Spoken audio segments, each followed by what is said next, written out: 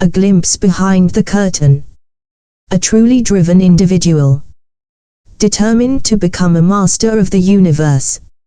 A phrase you once wrote sticks with me. I might have seen it in one of the discourses published on your site.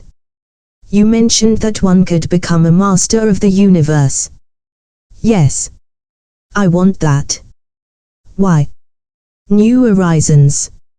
I've done all I want to do in the phenomenological world. Call it ego, call it drive, call it ambition. It doesn't matter to me. I'm interested in the highest of heights. Always have been. The mind keeps you tethered to a terrestrial existence. Once it is cut loose, you soar. I'm ready. When we dismantled the anger that was once inside you, did it return? No. Why? Because the impetus within my mind had been dismantled. In one of the rooms, was it? Correct. There are many more rooms of the mind. I want to dismantle every one of these rooms. One of them holds the power to becoming a master of the universe. I'm listening. Before we visit this room, you must understand this. It will seem as if nothing is awry. It will appear as if everything is in order. But do not trust this. This is an illusion that the mind has created. Why? Because the mind does what it must do to remain in control. So long as it can convince you that all is as it should be, you will not touch it. I see. In this room is the mind's projector. No neuroscientist has ever found it. And they never will. For they search for it through anatomical means. Imaging and glucose uptake and PET scans can reveal the various parts of the brain.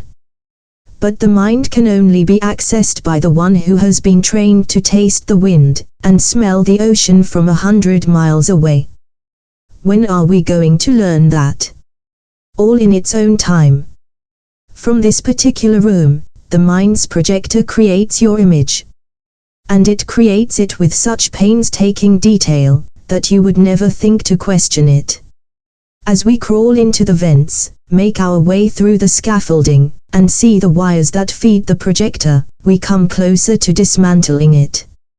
And once it is dismantled, you instantly, that very minute, explode into sight. Sight. Yes. You see things precisely as they are. With crystal clarity. And you see how badly and terribly off-center you have viewed things for all of your life. No explanations. No deductions. You see it instantly, at once. I understand. As this room is dismantled, a profound power grows within you. The power of sight allows you to act perfectly in every situation. People seek your help because you are able to see what no one else can see. Your family feels different around you. They feel that they are standing in the presence of a person they have never before seen. And slowly, the ropes that tether you to the earth begin to loosen. You begin to know things you could not possibly know. This is unbelievable. Why does this happen? Because the mind is a cage that imprisons human beings. And it ingeniously teaches them to build the cage themselves. It does this by way of the complexities of this projector. And the images that it sends forth.